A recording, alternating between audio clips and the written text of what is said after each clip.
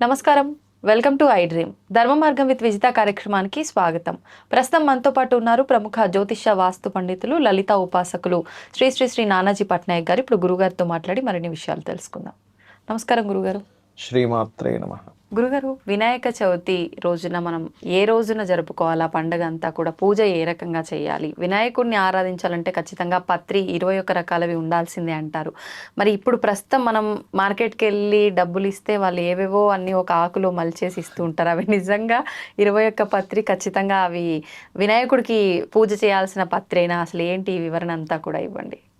అంటే కొన్ని ఆ పత్రుల్లో కొన్ని నిజాలు ఉన్నాయి, కొన్ని పాపం వాళ్ళకి తెలియక అదే అనుకొని తీసుకునే వాళ్ళకి తెలియక అట్లా ఉంది.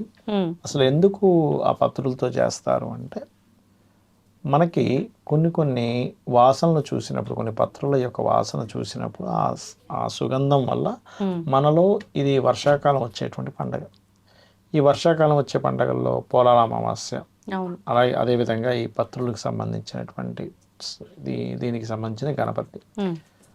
మనం కొన్ని చూడండి, ఇప్పుడు ఒక వ్యక్తి దాన్ని ఏమంటారు, ఇలా మత్తు ఎక్కిచ్చేది ఉంటుంది. ఇలా ముక్కు దగ్గర పెడితే మనిషి మత్తు వచ్చేస్తుంది. ఆకని కాదు, మనకి మామూలుగా కొన్ని కెమికల్స్లో ఎందుకు వస్తుందండి అంటే ఆ స్మెల్ వల్ల మనం మత్తు వచ్చేస్తుంది. అవునా కదా? మరి కొన్ని ఘాటైన వచ్చినప్పుడు మనిషికి దగ్గు వస్తుంది. అంటే బాడీలో సమ్ రియాక్షన్ ఒక స్మెల్ వల్ల ఉంది. ఈ ఆకుల్లో ఉన్నటువంటిది ఏమిటంటే, మనకి ఆయుర్వేదం ఇవన్నీ కూడా మరి వాటి నుంచి తయారు చేసినవే కదా, చెట్లు మొక్కల నుంచే కదా. ఈ పర్టికులర్గా వీటి నుంచి మీరు ఎప్పుడైతే అన్నీ అక్కడ అమర్చుకుంటాడో, ఆ స్మెల్ పీల్చుకుంటాడో, తెలియకుండానే సైంటిఫిక్గా అది ఆ యొక్క వ్యక్తికి ఏదైతే రోగం రాకుండా ఉండాలో వాటి నుంచి అవి పుడతాయి. అందులో పర్టికులర్గా ఒక్కొక్కటి తీసుకొని ఇలా అనుకుని వేస్తుంటాం. అంటే ఇలా చేయాలి అంటుంటారు. ఎందుకంటే నువ్వు ఆ స్మెల్ను ఆస్వాదిస్తావు, నీకు అది తెలియకుండానే నీకు లోపలికి వెళ్తుంది. రకరకాల పత్రులతో, అందులో ముఖ్యంగా గరికలు. చెప్పండి. భగవంతుడికి సంబంధించినవి వండేటప్పుడు, చేసేటప్పుడు ముక్కుకి బట్ట కట్టుకొని చేయాలంటారు. మరి ఇప్పుడు ఎంగిలి పడుతుంది అని అది వేరు. మరి పత్రి వేసేటప్పుడు స్మెల్ చూసి భగవంతుడికి ఎట్లా తప్పు కదా? స్మెల్ చూస్తూ వేయట్లేదు కదా. ఓకే, స్మెల్ చూస్తూ వేయట్లేదు, జస్ట్ మనకు తెలియకుండానే మనలో వెళ్ళిపోతుంటుంది. ఓకే, అదొకటి. రెండవది ఏంటంటే, ఇప్పుడంటే మనకి కొంచెం చాలా మటుకు మారాయి, కానీ ఒకప్పుడు చెరువులు ఉండేవి ఎప్పటికప్పుడు ఎక్కడికక్కడ. ఈ పత్రులన్నీ తీసుకెళ్ళి నిమజ్జనం చేసినప్పుడు కొన్ని ఆకులకి అక్కడ ఉండే వాటర్లో ఉండేటువంటి కొంత బ్యాక్టీరియాని, లేకపోతే ఆ వాటర్లో ఉండేటువంటి కొన్ని బ్యాడ్ దీన్ని తీసేసే లక్షణాలు ఉంటాయి ఈ పత్రికి. అలాగే అనేకమైన రుగ్మతలు, రోగాలని తీసేటువంటి లక్షణాలు ఉంటాయి కొన్ని పత్రులకి. అందుకని పత్రులు వాడమని చెప్తారు. అదొకటి, అవి కారణం ముఖ్యంగా.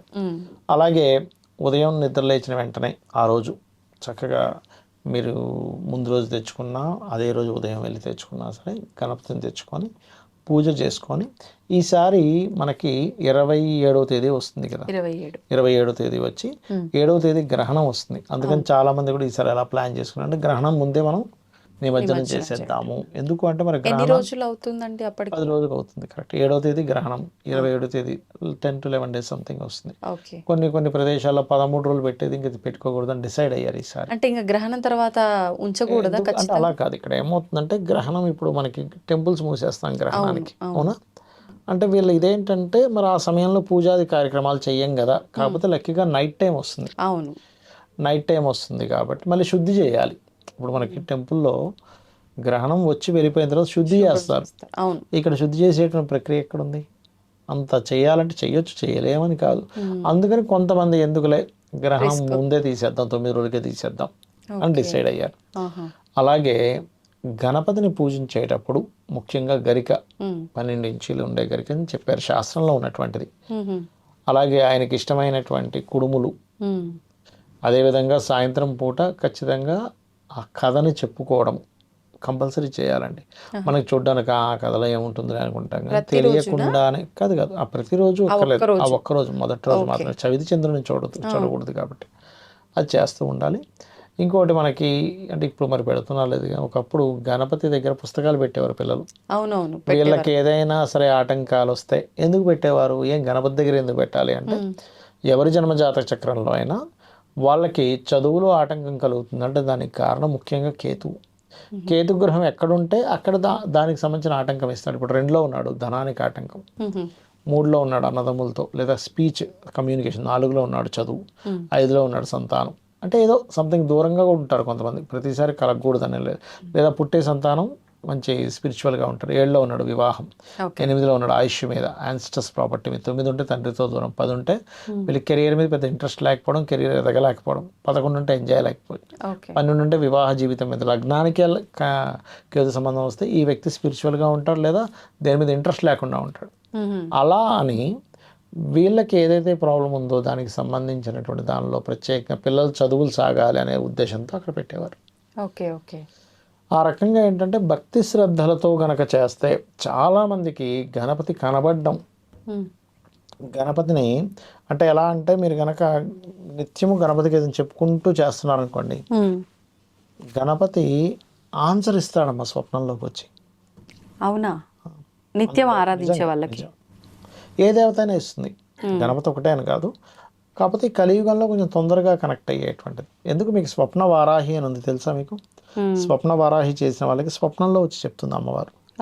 స్వప్న ఆంజనేయం ఉంది, స్వప్న ఆంజనేయం సాధన చేసే వ్యక్తికి ఆంజనేయ స్వామి కల్లోకి వచ్చి చెప్తాడు ప్రశ్న వేసుకుంటే. అలాగా కర్ణ పిశాచాలు ఉన్నాయి, అవన్నీ పిశాచాలు, అది వేరు. దేవతా సంబంధించిన విషయాల్లో చూసుకుంటే కర్ణ మాతంగి ఉంది, ఆవిడ చెప్తుంది ఏదైనా అడిగితే. కాకపోతే ఆ సాధనలు కొంచెం కఠినంగా చేయాలి, కొన్ని నియమ నిబంధనలు పాటించాలి. అంటే ఈ సాత్విక పూజలేనా అవి కూడా? సాత్వికంగానే, సాత్వికము ఉంటాయి, రాజసము ఉంటాయి, తామసము ఉంటాయి. కాకపోతే ఏంటంటే రాజస తామసాలకు వెళ్ళినప్పుడు వీళ్ళ నియమ నిబంధనలు ఇంకా కఠినంగా ఉండాలి. సాత్వికంలో ఏంటంటే అంత ఇబ్బంది ఉండదు అనే దాంతో చేస్తూ ఉంటారు. దక్షిణాచారము, కౌలాచారము, వామాచార పద్ధతులు. ఇప్పుడు మీరు అన్నట్టుగా మండపాల్లో అయితే ఈ 9 రోజులు గ్రహణం ముందరే తీసుకుంటారు, అలా ప్లాన్ చేసుకోవచ్చు. ఇళ్లలో పెట్టిన వాళ్ళు ఏ రోజున తీయాలంటే కొంతమంది అదే రోజు సాయంత్రం తీస్తుంటారు, కొంతమంది ఒక నిద్ర అని చెప్పి మరుసటి రోజు తీస్తూ ఉంటారు. ఏ రోజున తీయొచ్చు? అయితే 5 రోజులు కానీ 7 రోజులు కానీ 9 రోజులు కానీ చెప్పారు. ఇంట్లో అయినా సరే, కొంతమంది 3 రోజులు కూడా తీస్తారు. డేస్ లెక్క పెట్టాలా? 5 రోజులు అంటే నైట్ ఈ రోజు పెట్టాము, ఈ రోజు తీసాము, ఒక రోజులో పెట్టి తీసేసినట్టు. కొంతమంది ఈవినింగే తీసేస్తారు, అవును, అమ్మో ఇంట్లో అన్ని నిబంధనలు పాటించాలి. ఇంకొంతమంది నెక్స్ట్ డే లేదా ఆ నెక్స్ట్ డే, 3rd డే తీస్తారు. నెక్స్ట్ డే తీయరు, 2nd డే తీయరు. ఇంకొంతమంది శుక్రవారం వస్తే తీయరు, అమ్మో శుక్రవారం తీయకూడదండి అని. అలా ఇంకా ఎవరిది. కాకపోతే ఇక్కడ ఇవన్నీ కాదు, మనం ఏంటంటే భక్తి, శ్రద్ధ, భావన ముఖ్యం. అవి లేకుండా మీరు ఎన్ని చేయండి వేస్ట్. ఓకే. ఇప్పుడు భగవంతుడి ఆరాధనకు సంబంధించి చాలా వరకు నీకు స్తోమత ఉంటేనే నువ్వు క్షేత్ర దర్శనమైనా చెయ్యి, భగవంతుడి పూజలైనా చెయ్యి, ఆడంబరాలకు పోయి అప్పులు చేసి చేయకూడదు అంటారు. కానీ వినాయక చవితి విషయానికి వస్తే చాలా వరకు చందాలు వేసుకొని ఇల్లు తిరిగి తీసుకొచ్చిన డబ్బులతో ఈ ఉత్సవం అంతా కూడా జరుపుతూ ఉంటారు. దీని గురించి ఒక్కసారి వివరించండి. ఏం లేదమ్మా, ఇక్కడ ఫస్ట్ ఆఫ్ ఆల్ ఏంటంటే ఇప్పుడు మనం ఒక గ్యాదర్ అవ్వాలి, ఫంక్షన్కి గ్యాదర్ అవుతాం, అందరం కలుస్తాం. ఇలా ఏంటంటే ఏదో మనం చందా ఇచ్చేసి వచ్చేసినట్టు కాకుండా మనం అక్కడికి వెళ్ళి చూసుకోగలగాలి. ఇప్పుడు మనం ఇక్కడ ఏంటంటే 2 విషయాలు. కొంతమంది బలవంతంగా చందా మీరు ఇంత ఇవ్వాల్సిందే, 100 రూపాయలు ఇస్తే 100 ఇవ్వడం ఏంటి, 500 ఇవ్వడం ఏంటి, 3000 ఇవ్వండి, 5000 ఇవ్వండి అంటే డిమాండ్ చేయకూడదు ఎప్పుడు కూడా. వీళ్ళు కూడా ఇచ్చేటప్పుడు మనస్ఫూర్తిగా భగవంతుడికి ఇస్తున్నాననే భావనతో ఇవ్వాలి. ఎవరి కోసం ఇస్తున్నాం, మనం వేరే ఏమి ఖర్చు పెట్టమా? ఎన్ని వేస్ట్ ఖర్చులు అవుతాయి మనకి, ఓల్డ్ వేస్ట్ ఖర్చులు. అలా అని తీసుకునే వాళ్ళు కూడా చందా తీసుకుని వాళ్ళ స్థితి బాగాలేదు, 100 రూపాయలు ఇచ్చారు, 50 రూపాయలు ఇచ్చారు, పర్లేదు, నో ప్రాబ్లం, తీసుకోవాలి. ఓ మంచి బిజినెస్ మ్యాన్ ఉన్నాడు, ఏంటంటే మీలాంటి వాళ్ళు సపోర్ట్ చేయకపోతే అలా మంచిగా అడిగి తీసుకోవాలి, తప్పు కాదు. ఇక్కడ ఏమైపోద్ది అంటే వీళ్ళు బలవంతంగా అడిగినా వాళ్ళకి వీళ్ళు ఇదంతా కమర్షియల్ అయిపోయింది అనే ఫీలింగ్తో వాళ్ళు ఉంటారు. ఉంచుకొని కూడా ఇవ్వకపోతే ఏంట్రా వీళ్ళు హిందువులేనా అసలు అనేది ఇంట్లో ఉంటారు. కాబట్టి ఇక్కడ ఏంటంటే బ్యాలెన్స్ ఉండాలి. ఇచ్చే వ్యక్తి నేను భగవంతుడికి ఇస్తున్నాను, ఒక భగవత్ సంబంధించిన కార్యక్రమానికి ఇస్తున్నాను, మనస్ఫూర్తిగా ఇవ్వగలగాలి. తీసుకునే వ్యక్తి కూడా అయ్యో ఆయన స్తోమత బాగుందో లేదో, మనం ఇబ్బంది పెడుతున్నామా. కొంతమంది మనం ఇబ్బంది పెట్టకపోయినా వాళ్ళ నేచరే అంత ఉంటుంది. సరే, ఎందుకంటే ఇక్కడ మీరు మనస్ఫూర్తిగా ఇచ్చినప్పుడు దాని ఫలితం కూడా ఉంటుంది. అంత అప్పులు చేసి ఇవ్వక్కర్లేదు, 100 ఇవ్వగలను, 500 ఇవ్వగలను, లేకపోతే 200 ఇవ్వగలను, 50 ఇవ్వగలను. అయ్యా నా దగ్గర ఏమీ లేదు, నాకు ముందే శాలరీ లేదు, జాబ్ లేదు, ఓ 10 రూపాయలు ఇస్తాను, తప్పేం లేదు. కానీ ఉంచుకొని నీ దగ్గర ఆల్రెడీ ఉండి అమ్మో వీళ్ళు వచ్చారు అంటే నువ్వు ఎవరికి ఇస్తున్నావు? అక్కడ ఫస్ట్ నువ్వు ఏ కార్యక్రమానికి ఇస్తున్నావు? భగవత్ సంబంధించిన కార్యక్రమం, ఒక ఐకమత్యం అవ్వడానికి ఇస్తున్నావు. కొంతమంది అంటుంటారు ఎందుకు పెట్టాలి అంటే ఒక ఐకమత్యం భగవత్ సంబంధించిన దానికోసం ఇస్తున్నాం. దానివల్ల ఏంటంటే పెద్ద విగ్రహం పెట్టాం, దాని పూజలు జరుగుతుంటే ఆ చుట్టుపక్కల ఉండే ఆ ఎనర్జీ ఫామ్ అవుతుంది. వీళ్ళు చేసేది తప్పేం కదా. దానివల్ల ఇప్పుడు పెద్ద పెద్ద మైకులు పెట్టేస్తే తప్పు, ఎట్లాగా పెద్ద పెద్ద మైకులు పెట్టి పక్క వాళ్ళకి డిస్టర్బెన్స్ చేస్తే తప్పమ్మా, అందులో ఇదేం లేదు. అలాగే రోడ్లన్నీ బ్లాక్ చేసేసి వెళ్ళనివ్వకుండా ఏ రోడ్లోంచి వెళ్దామన్నా బ్లాక్ చేస్తే తప్పు. ఇక్కడ కొన్ని తప్పిదాలు కూడా ఉన్నాయి. ఎక్కువ బ్లాకింగ్ చేయకూడదు. ఆ 4 రోడ్ల వాళ్ళు మాట్లాడుకోవాలి. మనం ఇక్కడిక్కడే బ్లాక్ చేసుకుంటే మిగతా రోడ్లోంచి వెళ్ళిపోతాడు. సో మనం ఇట్లా ప్లాన్ చేసుకున్నాం. ఇష్టం వచ్చిన రోడ్ బ్లాక్ చేయడం, అసలు వాడి ఇంటికి వెళ్ళడానికి రూట్ లేకుండా కూడా చేయకూడదు. అవతల వ్యక్తిని బలవంతంగా తీసుకోకూడదు. ఇష్టపూర్వకంగా మంచిగా చెప్పగలగాలి. ఒకవేళ ఇవ్వడు కొంతమంది, సార్ మన దీనికోసం చేయకపోతే ఎవరి కోసం పాటు పడతాను, మంచిగా చెప్పాలి. నేను చందా వసూలు చేయడం తప్పుగా పట్టట్లే, కానీ బలవంతంగా ఆ వ్యక్తి ఇవ్వనన్నా సరే ఇబ్బంది పెట్టి తీసుకోకూడదు. నేను మా ఇంటి దగ్గర ఒక దగ్గర ఇట్లాగే ఒక ఆయన ఏంటో సార్ ఈ మధ్య అంతా ఇట్లా తయారవుతున్నా ఒకటే చెప్పాను ఆయన, అట్లా కాదండి మీరు పని చేయండి, ఇది నువ్వు ఇప్పించు, విగ్రహానికి మీ 4 కలిగి ఇప్పించేసేయండి, ఈ పూజారికి మీ 4 కలిసి చేసేసేయండి, నిమజ్జనం రోజు బండికి మీ 4 చేసేసుకోండి, అట్లా ఒక ఫామ్ అవ్వండి. ఇది బెటర్ కదా, బెటర్. అవును, అప్పుడు ఏమవుతుంది, వాడికి సంతృప్తి ఉంటుంది. అవును, అబ్బా నేనే ఈ పూజారికి అంటే ఇక్కడ ఏమవుతుంది అంటే ఎవరో ఏదో తినేస్తున్నారు, ఇంతమంది దగ్గర వసూలు చేసుకుని వీళ్ళు తినేస్తున్నారు అనే భావనతో దేవుడికి ఇవ్వకూడదని కాదు, చందా ఇచ్చే వ్యక్తికి కూడా ఇది ఎక్కడో దుర్వినియోగం జరుగుతుంది. వీళ్ళు గనక క్లియర్గా ఆ కమిటీ వాళ్ళు ఎవరైతే చేస్తారో ఇంత వసూలైంది, దీనికింత అని అందరికీ చూపిస్తే ఎవరికి అలాంటి అనుమానం రాదు. ఇక్కడ లెక్కలు చూపించకపోవడం వల్ల, దౌర్జన్యంగా ఇచ్చేయడం వల్ల, అదేదో ఒక రకమైనటువంటి దీంట్లోకి వెళ్ళడం వల్లే ప్రాబ్లం వస్తుంది. అంటే నిజంగా మీరు అన్నది వాస్తవం. అది తీసుకొని నిజంగా భగవంతుడి పూజకు వాటికే ఉపయోగించారా, వీళ్ళు తినేసారా అన్న ధోరణిలోకి వెళ్ళిపోతున్నారు చాలా మంది. ఇప్పుడు చందా ఒక 500 ఇవ్వంటే వాడికి మనసొప్పదు, కానీ అన్నదానం చేస్తున్నాము ఏమైనా ఇస్తావా అంటే వెంటనే 2000 రూపాయలు బియ్యం వేపిస్తాడు అక్కడ. అవును, మరి అక్కడ 500 ఖర్చు పెట్టిన వ్యక్తి 2000 రూపాయలు బియ్యం ఎట్లా అయిపోతున్నాడు, వాడికి మన సంతృప్తి, ఇది అందరూ తింటారులే. అవును, అంటే నేను చేసేది పర్ఫెక్ట్గా వెళ్తుందని ఎప్పుడైతే అనిపిస్తుందో ఖచ్చితంగా ఇచ్చేస్తారు. అవును, అది చేయగలగాలంటున్నాను నేను. కరెక్టే అండి. ఇప్పుడు నిమజ్జనం విషయానికి వస్తే ఇందాక ఆల్రెడీ మనం మాట్లాడుకున్నాము, కానీ చాలా మంది ఇళ్లలో వినాయకుని పెట్టిన వాళ్ళు ఇంట్లోనే నిమజ్జనం చేస్తూ ఉంటారు, కొంతమంది వినాయకుడి దగ్గర పెట్టేసి వస్తూ ఉంటారు. ఎలా చేసినా కరెక్టేనా? ఎలాగైనా చేయొచ్చు. కాకపోతే ఏంటంటే ఎందుకు ఈ మధ్య జరుగుతుంది అంటే అక్కడ వాటర్ బాగోట్లేదు, తీసుకెళ్ళి అక్కడ వేయడం ఏంటి అనే భావంతో ఇంట్లోనే చక్కగా మేము అలాగే చేస్తాం. ఇంట్లో బకెట్లో చక్కగా టబ్లో వాటర్ వేస్తాం, గణపతిని ధ్యానం చేసుకుంటే అందులో వేస్తాం, కొంతసేపటికి అలా కరిగిపోతుంది, అది తీసుకెళ్ళి మొక్కల్లో వేసేస్తాం. తప్పేం లేదు, మీరు నిమజ్జనం చేయడం ముఖ్యం అక్కడ. చాలా మంది వినాయక చవితి రోజు మాత్రమే విగ్రహాన్ని తీసుకొచ్చుకుంటారు, కానీ కొంతమంది ముందు రోజే తీసుకొచ్చుకుంటారు.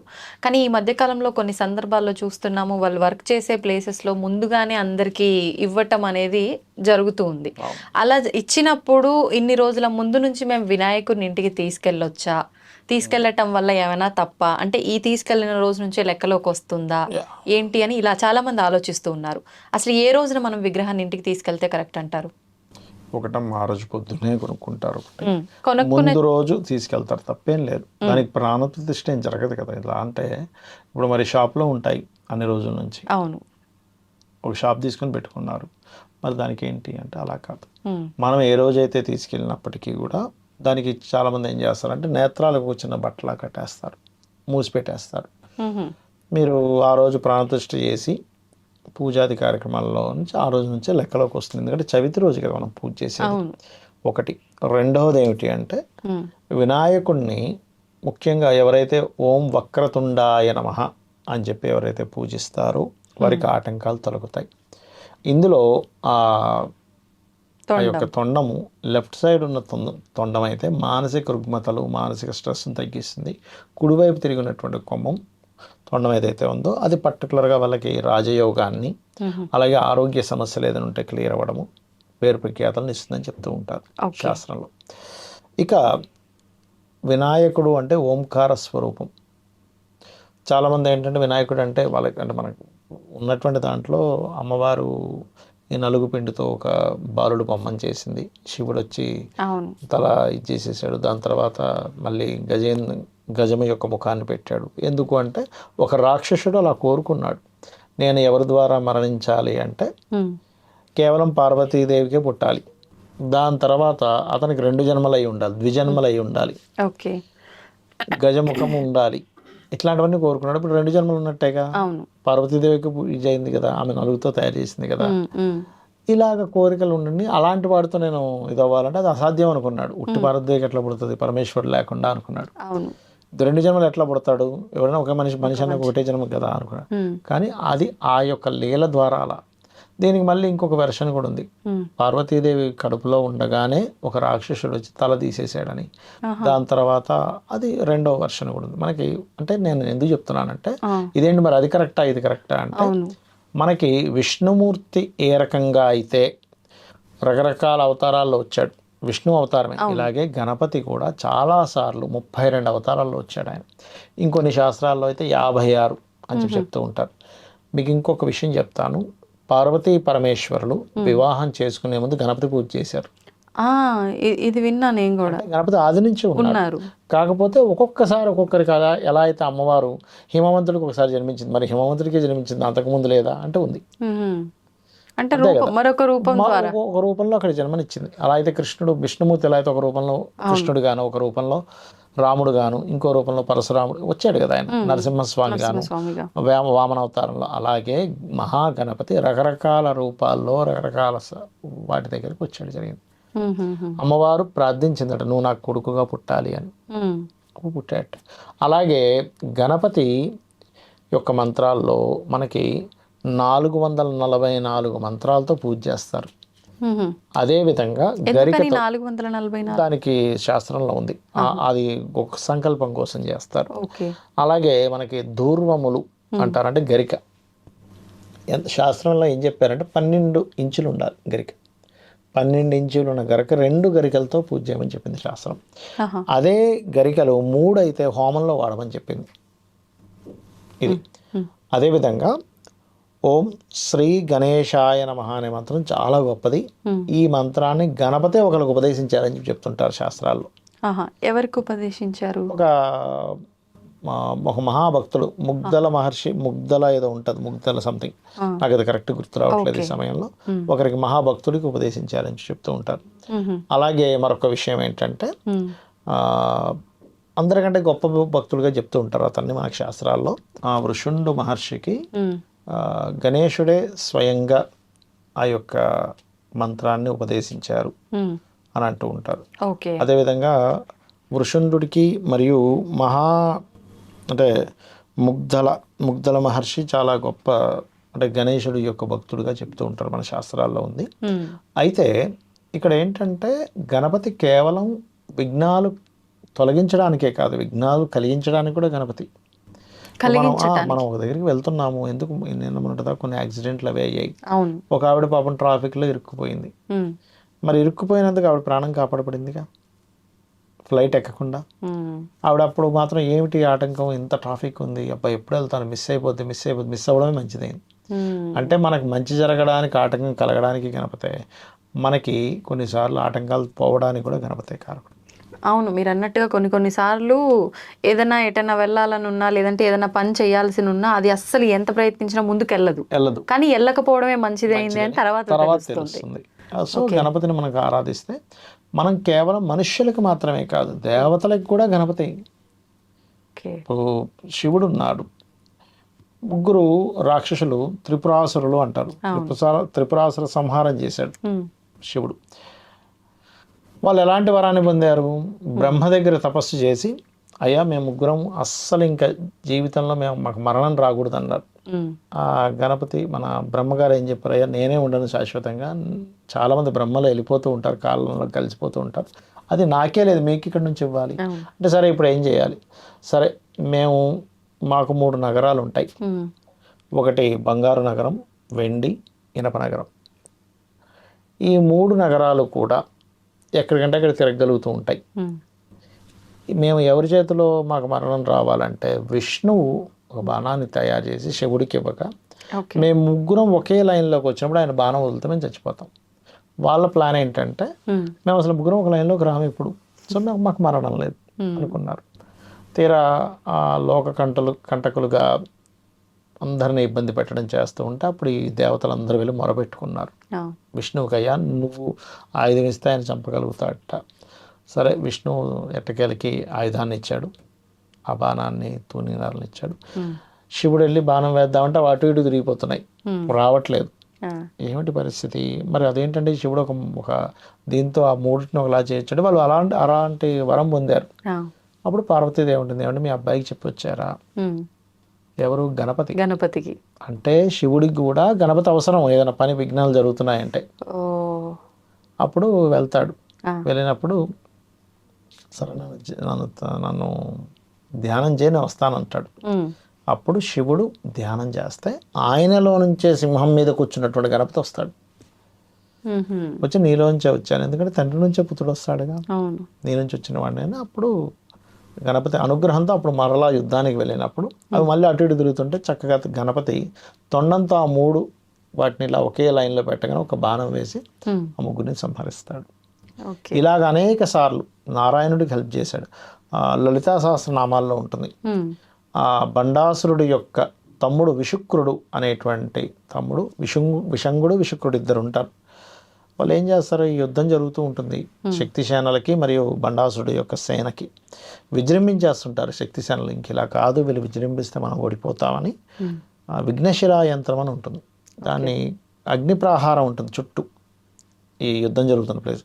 పైకి వెళ్ళి ఇసిరేస్తాడు ఈ శక్తి సేనలను, అమ్మవారి యొక్క సేనలు ఉన్న దగ్గరికి.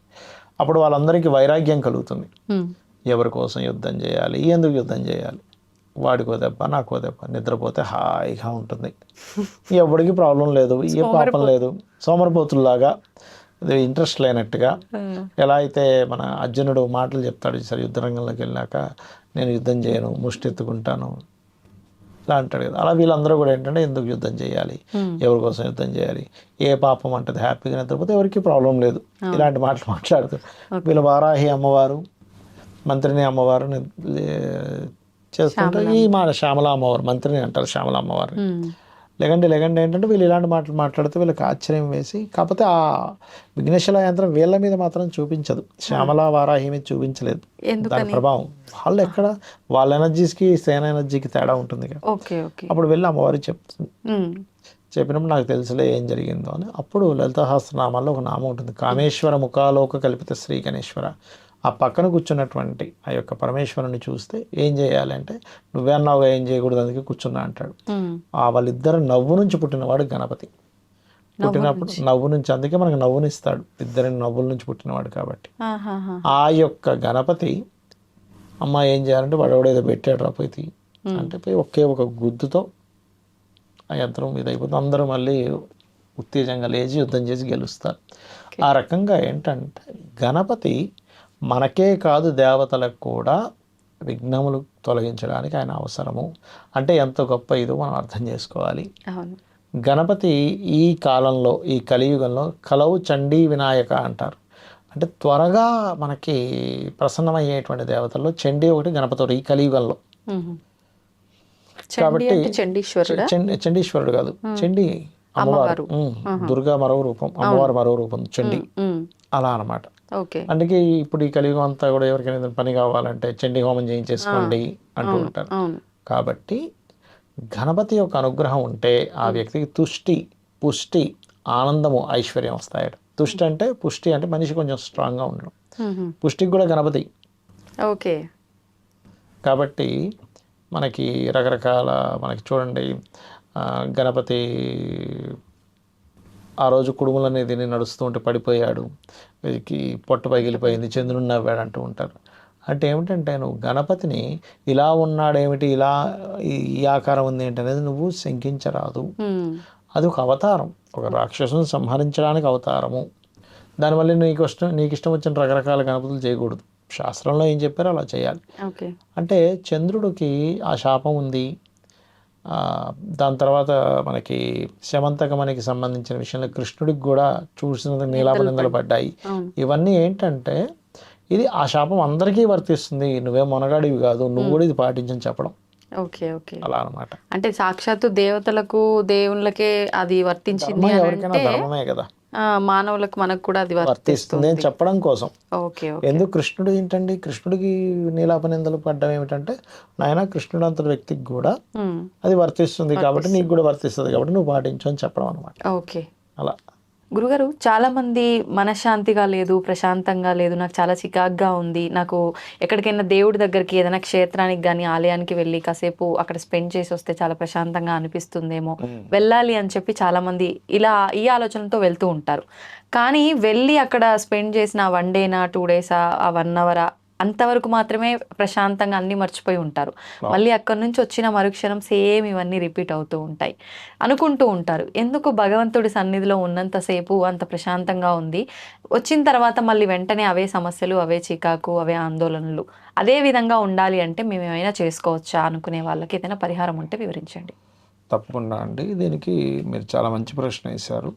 అసలు మనకి ఎందుకు ఏదైనా క్షేత్రానికి వెళ్ళినప్పుడు అలా ప్రశాంతంగా ఉంటుంది, లేదా ఒక ఆలయానికి వెళ్ళినా కూడా మీరు చూడండి, మీ ఇంటి దగ్గర ఏదైనా ఒక ఆలయం ఉంటే అక్కడికి వెళ్ళి అందులో ఒక అరగంట 10 నిమిషాలు ఉన్నంతసేపు ఏదో తెలియని ఒక ప్రశాంతత ఉంటుంది. అవును. బయటికి వచ్చిన కొంతసేపు మళ్ళీ పోతుంది. ఎలా అంటే ఇప్పుడు మనం చూడండి, ఏదైనా ఒక మంచి పుష్పాలు ఉన్నటువంటి దీంట్లోకి వెళ్ళాం, మనం తోటలోకి, మనకు ఆ ఫీల్ తెలుస్తుంది. లేదా బాగా వృక్షాలు ఉన్నటువంటి ఒక ఏరియాలోకి వెళ్ళాం, బలమైనటువంటి ఒక ఆక్సిజన్ మనకి ఎంత బాగుంది ఇక్కడ గాలి అంటూ ఉంటాం. అంటే ఏమిటి, మనకి ఇక్కడ అర్థం చేసుకోవాల్సింది సమ్ ఎనర్జీస్ ఇస్ దేర్. ప్రాంతాన్ని బట్టి మనం కొన్ని ఇళ్ళకి వెళ్ళినప్పుడు అబ్బా ఇక్కడ ఎంతో అంత నెగిటివ్గా ఉంది, నాకు బుద్ధి కావట్లేదు అంటాం. కొన్ని ప్రాంతాలకు వెళ్ళినప్పుడు ఇదంతా ఏంటంటే మన కంటికి కనబడకుండా negative energy and positive energy form అయి ఉంటుంది. ప్రత్యేకంగా తీర్థాలు, క్షేత్రాలు, ఆలయాల లోపల మన మాంసనేత్రానికి కనబడకుండా, ముఖ్యంగా తిరుపతికి వెళ్ళామనుకోండి ఎంతో ఆహ్లాదంగా ఉంటుంది. అక్కడ ఆ తిరుపతి కొండ మీద ఎంతోమంది మహర్షులు, యక్షులు, గంధర్వులు, సిద్ధులు వీళ్ళందరూ వస్తారు. అక్కడికి వచ్చి వాళ్ళు తీర్థాల్లో స్నానాలు చేసి అక్కడ జపాలు చేసుకుంటూ వెళ్ళిపోతూ మళ్ళీ వస్తూ ఉంటారు. అలాగే ప్రతి క్షేత్రం దగ్గర ఈ భూమికి మీద ఉన్నటువంటి క్షేత్రాల దగ్గరికి వచ్చి దర్శనాలు చేసుకుని వెళ్తూ ఉంటారు. అలాంటిది అంత గొప్పది మన భూమి. అందుకని మనకు అక్కడికి వెళ్ళగానే ఆ ఎనర్జీ మనకు టచ్ అవుతూ ఉంటుంది. ఆలయానికి వెళ్ళినా దేనికి వెళ్ళినా. మరి ఇది అక్కడికి వెళ్ళిన, మీరు అన్నట్టుగా అక్కడికి వెళ్ళిన కొద్ది రోజులు, ఆ కొద్ది గంటలు ఉంటుంది. మనం ఆ యొక్క అనుభూతిని మనం పూర్తిగా పొందాలంటే ఏం చేయాలి అంటే, మనకు శాస్త్రాల్లో చెప్పినటువంటిది, మీరు చేసే ప్రతి పని కూడా భగవంతుడికి అర్పిస్తున్నట్టు చేస్తే మీరు అక్కడ ఉన్న ఫీలింగ్ కలుగుతుంది. ఇప్పుడు మనం వెళ్తున్నాము, ఆలయానికి వెళ్ళినప్పుడు అక్కడ ఏదో సంథింగ్ భగవంతుడి కోసం మనం భగవంతుడి దీంట్లో ఉంటాం, ఆ ధ్యాసలో ఉంటాం. తిరుపతిలో ఉన్నాము, ఒక ధ్యాసలో ఉంటాం, శ్రీశైలంలో ఉన్నాము, కాశీలో ఉన్నాము. ఉన్నప్పుడు ఏంటి, అక్కడ ఉన్నామనే ఫీలింగ్ ఎలా ఉంటుందో మనం చేసే ప్రతి పని కూడా ఆయనకి సమర్పిస్తూ చేయమని చెప్తాడు. అలాంటప్పుడు 2 విషయాలు, ఒకటి మన కోసం చేసుకుంటున్నాం అన్నప్పుడు మనకు అక్కడ ఒక స్వార్థమైనటువంటిది ఉంటుంది, ఇది అవుతుందా అవ్వదు. భగవంతుడి కోసం చేస్తున్నాను అన్నప్పుడు మనకు ఆ ఫీల్ రాదు. ఓకే, అందుకని మీరు కనుక ఇది అలవర్చుకోగలిగితే 100% ఆ ఫీల్ అనేది వచ్చేస్తుంది. ఎక్కడైనా భగవంతుడి కోసం చేస్తున్నాను, భగవంతుడి సంతృప్తి కోసం చేస్తున్నాను, అన్నీ ఆయనకి సమర్పించమని చెప్తాడు శ్రీకృష్ణ పరమాత్మ భగవద్గీతలో. మీరు చేసే ప్రతిదీ కూడా నాకు సమర్పించండి, మీరు పాపానికి గురవ్వరు, మీకు పాపం అంటుకోదు. అంటే మంచి చేసినా చెడు చేసినా ఏది చేసినా మనకు అంటదు. చెడు పనులు చేయకూడదు, మంచి పనులే చేయాలి. తెలియక కూడా ఎన్నో చేస్తుంటాం కదండి. అన్నాన్ని కూడా తనకు సమర్పించాలి. మీరు ఒక పని చేస్తున్నారు, తనకు సమర్పించాలి. ఏ పని చేసాం, పూజ చేశాము, పూజ యొక్క ఫలితాన్ని వదిలేస్తాంగా. అవును, పార్వతీ పరమేశ్వర పాదార విందులకి సమర్పిస్తూ అని అంటే ఏమిటి, మీరు పూజ చేసినా కూడా అతనికి సమర్పించాలి ఆ యొక్క ఫలితాన్ని. అలా ప్రతి దాని యొక్క ఫలితాన్ని తనకి ఇచ్చేస్తూ పోతుంటే అప్పుడు ఏమవుతుందంటే మీకు పాపం అనేటువంటిది అంటదు. ఈ ఫీల్ ఖచ్చితంగా మీరు క్షేత్రంలో ఉంటే ఎటువంటి ఫీల్ వచ్చిందో 100% వస్తుంది, అందులో డౌట్ ఏం లేదు. అయితే ఇప్పుడు మీరు చెప్పినట్టుగా ప్రతి ఒక్కరూ అలా భగవంతుడికే సమర్పిస్తున్నా, ఇది నాది కాదు, ఏం చేసినా ఆయనకనే భావనలో ఉండటం చాలా కష్టం, అందరికీ సాధ్యపడదు. అవును. ఇప్పుడు ప్రతి ఒక్కరికి ఏదైనా కూడా ఈజీగా అయిపోవాలి. ఏదైనా పని చేసామా దానివల్ల వెంటనే ఆ ఫలితం రావాలి, ఏదైనా మంత్రం చదివామా దాని వెంటనే ఫలితం రావాలి. అలా అంటే మనం ఇక్కడ ఇంట్లోనే కూర్చొని ఏదైనా మంత్రం కానీ జపం కానీ అట్లా చేసుకుంటే కూడా, తరచూ చేసుకుంటే ఆ ఫలితము, ఆ ఫీలింగ్ అనేది అలా ఉండిపోయే అవకాశం ఉంటుందా? వస్తుంది. ఎప్పుడంటే మీరు దాంట్లో ఆస్వాదించినప్పుడు పూజ ఒకటే కాదు, మీరు ఏ పని చేస్తున్నా ఆస్వాదించడం నేర్చుకోవాలి. మాట్లాడుతున్నాము, లేకపోతే ఒక టీయో కాఫీ తాగుతున్నాము, ఒక వంట చేస్తున్నాము పిల్లవాడికి అంటే అది ఇష్టంగా చేసినప్పుడు ఆనందంగా, ఇప్పుడు పిల్లవాడికి తల్లి తినిపిస్తూ ఉంటుంది, ఎంతో ఆనందపడుతూ ఉంటుంది, వాడు ఒక ముద్ద తింటే, తినకపోతే బాధపడుతూ ఉంటుంది. అంటే ఏమిటి, మీరు ఆస్వాదించట్లేదు. మీరు చేసే ప్రతి పని ఎప్పుడైతే ఆస్వాదించట్లేదో మనము దాన్ని ఎంజాయ్ చేయలేము. ఎప్పుడైతే ఎంజాయ్ చేయలేమో మనకు అది విసిగి వస్తుంది, బోరు కొడుతుంది, అబ్బాయి ఏదో పని చేస్తున్నాం అనే ఫీలింగ్ వస్తుంది. ఆస్వాదిస్తే ఇప్పుడు ఒక కామెడీ మూవీకి వెళ్తాం, లేకపోతే కామెడీ చూస్తాం, మనం దాన్ని ఆనందపడతాం చూసి. ఆనందపడడానికి మనం ఎక్కువ కామెడీ సీన్స్ చూస్తూ ఉంటాం, నవ్వుకుంటూ ఉంటాం, ఆనందపడుతూ ఉంటాం. అలా ప్రతి పనిలో కూడా మీరు అలా చేయాలంటున్నాను నేను. ఇప్పుడు ఆటోమేటిక్గా మీకు బాగుంటుంది. ఎప్పుడైతే ఆ దాన్ని మనం ఆస్వాదిస్తూ చేస్తామో అది ఆటోమేటిక్గా బాగుంటుంది మీకు. ఆస్వాదిస్తూ భగవంతుడు సమర్పించు చేయండి. అది ప్రాక్టీస్ మీద వస్తుంది. ఇప్పుడు శ్రీకృష్ణ పరమాత్మ ఏం చెప్తారంటే ఏది అంత సులభం కాదు, కానీ సాధన చేయాలి, దాని మీద మీరు ప్రాక్టీస్ చేయాలి. ప్రాక్టీస్ చేస్తేనే వస్తుంది. మనం ఇంగ్లీష్ నేర్చుకోవాలి, ఏం చేస్తాం, ప్రాక్టీస్ చేస్తాం. నలుగురితో మాట్లాడటం, వర్బ్స్ ఏంటి, టర్మ్స్ ఏంటి, ఇవన్నీ నేర్చుకుంటాం కదా. సెన్సెస్ ఏంటి, పాస్ట్ టెన్సా, టెన్సెస్ ఏంటి, పాస్ట్ టెన్సా, ఫ్యూచర్ టెన్సా, లేకపోతే ఏ టెన్సెస్ ఏంటి, ఏది ఎట్లా వాడాలి, ఇవన్నీ తెలుసుకుంటుంటాం కదా. ఇది అంతే.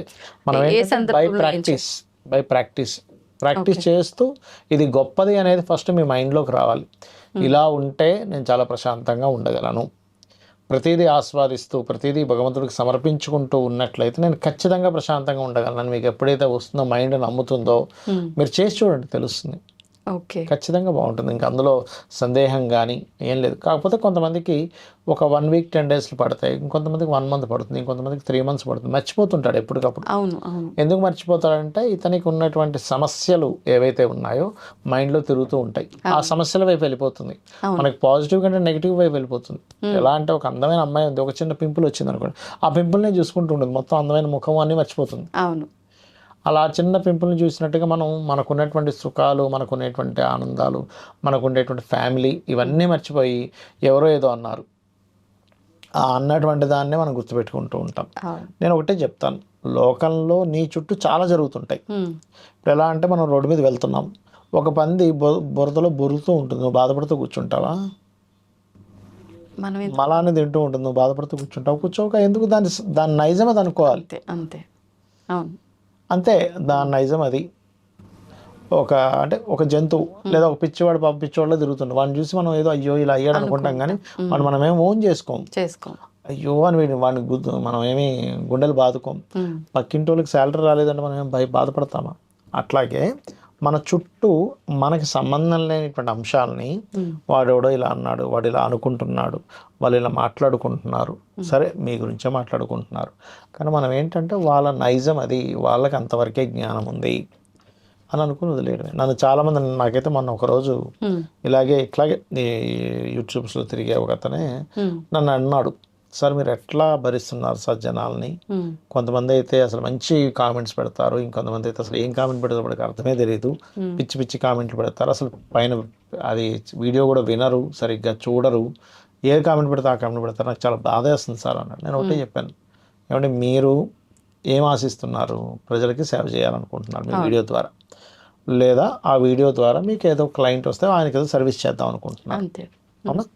ఒకటి ప్రజలకి మీరు ఒక ఇన్ఫర్మేషన్ ఇద్దాం అనుకుంటున్నారు, బాగుపడాలని ఏదో సర్వీస్ ఇద్దాం అనుకుంటున్నారు, లేదా మీరు 4 వీడియోలు చేసి కొంతమంది సర్వీస్ ఇవ్వరు, సేవ చేయరు, కానీ ఫేమస్ అవ్వాలనుకుంటారు. మీ కాన్సెప్ట్ ఏంటి? మీ మైండ్లో క్లారిటీ రావాలి. మీ మైండ్లో ఆ క్లారిటీ ఉన్నప్పుడు దానికోసం ఉండండి. మీరు కామెంట్లు చూసుకుంటూ ఎవరేమనుకుంటున్నారు దీనికి సంబంధం లేదు మీకు. మీరు ధర్మబద్ధంగా మీరు ఇవ్వాల్సింది ఇవ్వండి. ఇంకా వాళ్ళ కోసం మీరు ఆలోచిస్తే మీరు జీవించలేరు, ప్రశాంతంగా ఉండలేరు అని వాస్తవం ఇది. నిజంగానే మనకి నిజంగా అక్కడ హ్యాపీనెస్ ఉంది. ఎందుకంటే నేను ఒక చిన్నది పట్టుకొని నేను చాలా వీడియోలో చూస్తుంటా కదా, పాపం మనం చెప్పిన కాన్సెప్ట్ వదిలేసి యాంకర్ గారు మూడేసుకోలేదు, యాంకర్ గారు చున్నీ వేసుకోలేదు, పాపం ఆవిడేదో మర్చిపోయింది, ఎక్కడో ఆడవిడికి వచ్చేసింది చున్నీ వేసుకోలేదు, లేకపోతే ఈ నిమిషం దగ్గర ప్రారంభమైంది ఇది అనేది వాళ్ళు పెడుతూ ఉంటారు.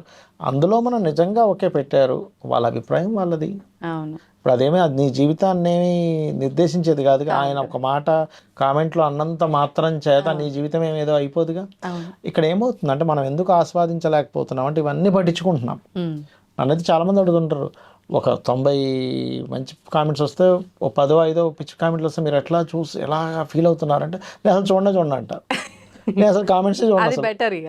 అది అసలు టైం ఉండదు ఫస్ట్. ఇప్పుడు ఇన్ని ఛానల్స్లో చేస్తుంటాము, ఎక్కడ చూస్తూ కూర్చుంటాం, ఎవరే కామెంట్ పెట్టారు. ఎప్పుడో ర్యాండమ్గా చూస్తే పాపం వాళ్ళకి అమ్మవారు అనుగ్రహ సిద్ధిరస్తాను పెడతాను, లేకపోతే వాళ్ళు ఏదైనా ప్రాబ్లం అడుగుతుంది దానికి ఏదో ఒక ఛానల్ ఎక్కడో దగ్గర ఒక కామెంట్ పెడతా. అసలు నేను పట్టించుకోను సార్ కామెంట్స్ అయితే. ఎందుకంటే మనం అవన్నీ పట్టించుకుంటే మనం పని చేయలేం ఫస్ట్. అవును. అట్లాగే మనిషి అన్ని పట్టించుకోవడం వల్ల, అసలు పట్టించుకోవాల్సింది పట్టించుకోకపోవడం వల్ల మనశ్శాంతి లేదు. ఎప్పుడైతే మనం ఆ ప్లేసెస్కి వెళ్తామో అక్కడ ఉండే పాజిటివ్ ఎనర్జీ వల్ల ఇవన్నీ పక్కకు పోతాయి. పుణ్యం అనేది వస్తుంది. క్షేత్ర దర్శనం ఏం చెప్తారంటే శాస్త్రంలో, పుణ్యాన్ని సంపాదించుకోవడానికి చెయ్యండి. మహాభారతంలో ఉంటుంది. వీళ్ళు అరణ్యవాసంలో ఉంటారు కదా, ఈ అరణ్యవాస ఘట్టంలో మీరు పుణ్యాన్ని సంపాదించుకోవాలి. సరే వెళ్ళండి, అరణ్యవాసంలో ఉన్నప్పుడు క్షేత్ర దర్శనాలు చేసుకోండి అంటారు. అప్పుడు పుణ్యబలం మనకుంటే పాపం ఇచ్చేటువంటి ఫలితం, దాని ప్రభావం తగ్గిపోతుంది. అంటే ఒక వ్యక్తి ఇది అవ్వాలంటే హాస్పిటలైజేషన్ అవ్వాలి, తీవ్రమైన హాస్పిటలైజేషన్ అవ్వాలి. ఓ 10 రోజులు హాస్పిటల్లో ఉండవలసిన వ్యక్తికి ఈ పుణ్య బలం చేత 1-2 డేస్ ఉండొచ్చేస్తాడు. హాస్పిటల్ అది మార్చలేం, కానీ ఆ బలం చేత 10 రోజులు 4 రోజులు ఇబ్బంది పడవలసింది, మంచం మీద పడవలసిన వ్యక్తి 1-2 డేస్లో క్లియర్ అవుతుంది. Okay okay. అట్లా కాబట్టి క్షేత్ర దర్శనం చాలా గొప్పది, చేయాలి. ప్రతి ఒక్కరూ ప్రతి క్షేత్రాన్ని దర్శించుకోవాలి ఖాళీగా ఉన్నప్పుడల్లా కూడా. మీరు కొంతమంది విజిట్కి వెళ్తున్నారు కూడా, ఇంకేదైనా అనుకోండి, కానీ వెళ్ళి భక్తి శ్రద్ధలతో ఫ్యామిలీతో ఎంజాయ్ చేస్తారు, ఏదైనా అనుకోండి, తప్పలేదు. రెగ్యులర్ గా వెళ్ళటం వల్ల ఖచ్చితంగా ఆలోచనల్లో మార్పు కూడా వస్తుంది. ఇంకోటి చాలా మంది రిలీఫ్ కోసం వెళ్తుంటారు. ఒక అతనైతే చూసా, ప్రతి నెల వెళ్ళిపోతాడు తిరుపతి. ప్రతి నెల ఏదో క్షేత్రం పెట్టేసుకుంటాడు. ఏమంటే సార్ నాకు చాలా బాగుంటుంది సార్. ఆ బాగుంటుంది అని ఎందుకంటే, ఒకటి మైండ్లో ఏదో తెలియని ఒక పాజిటివ్ ఇది ఏంటి, నేను వెళ్ళాను నాకు హ్యాపీ ఉంటుంది. రెండవది ఏంటంటే, నిజంగానే అక్కడ ఉండేటువంటి పాజిటివ్ ఎనర్జీ వల్ల మనకు అలా అనిపిస్తుంది. ఆ ఫీల్ ని వాళ్ళు ఎంజాయ్ చేయగలిగారు కాబట్టి రిపీటెడ్ గా వెళ్ళగలుగుతారు. అక్కడ భగవంతుడు ఉన్నాడు. ఇప్పుడు తిరుపతికి వెళ్తాము, లోపలికి వెళ్ళగానే మనం అన్నీ టెన్షన్ అయిపోద్ది. అవును. బాడీ, మనసు, బుద్ధి అన్ని ఒకటేసారి అటెన్షన్లో దాన్నే చూస్తాం. ఎందుకంటే అక్కడ నిజంగానే వెంకటేశ్వర స్వామి స్వయంభూ అంటారు. అంటే అలా 2 అడుగులు వెనకేసి అలా శిలైపోయాడు.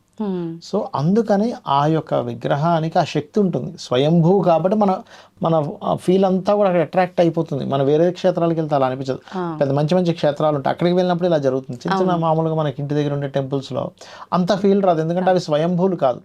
స్వయంభూ ఉంటుంది, ఋషి స్థాపించడం ఉంటుంది, మనుషులు స్థాపించడం ఉంటాయి. అట్లా రకరకాల ఒక్కొక్క దానికి ఒక్కొక్క ఎనర్జీ ఫీల్డ్ ఉంటుంది. ఇన్ని కిలోమీటర్లు దాని యొక్క ఎనర్జీ రావాలి.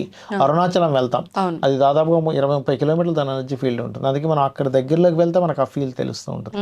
అరుణాచలం గిరి ప్రదక్షిణ ఇప్పుడు ఏం చేశారా మీరు? చేశారా? ఎంత ఫీల్ ఉంటుంది చూడండి. అసలు పౌర్ణమి రోజు చేస్తారు.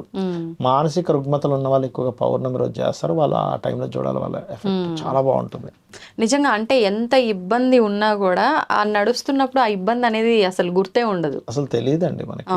మీకు ఎందుకు తిరుపతి కొండ ఎక్కినప్పుడు, అయ్యప్ప స్వామి దీక్ష తీసుకుని పైకి వెళ్ళినప్పుడు మీరు ఎక్కుతున్నంతసేపు అబ్బా కాళ్ళ నొప్పి లేస్తున్నాయి అనుకుంటారు. ఎక్కి ఒక్కసారి దర్శనం అయిన తర్వాత అన్ని మర్చిపోతాడు, ఏముండదు ఇంక తర్వాత నుంచి. వాస్తవం అండి. ధన్యవాదాలండి. శ్రీమాత్రే నమః.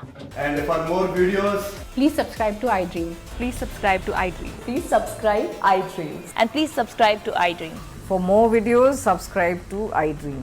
please like, share and subscribe to the channel. Congratulations, iDream. Subscribe to iDream. Subscribe to iDream. So subscribe to iDream Media. iDream ki iDream team andarki huge congratulations. Please subscribe iDream Media. Please subscribe to iDream. Subscribe iDream. Please subscribe to iDream. iDream అంటే నా కళల ఛానల్ను subscribe చేసుకున్న నోరు తిరుగుతలేదు, మీరైతే గంట గుర్తు కొట్టండి. For more such videos, please subscribe to iDream. Subscribe to iDream. Please subscribe to iDream. Please subscribe iDream Media. Please do subscribe to iDream. Please subscribe to iDream Media. For best entertainment and information, please subscribe iDream. And don't forget to subscribe to iDream.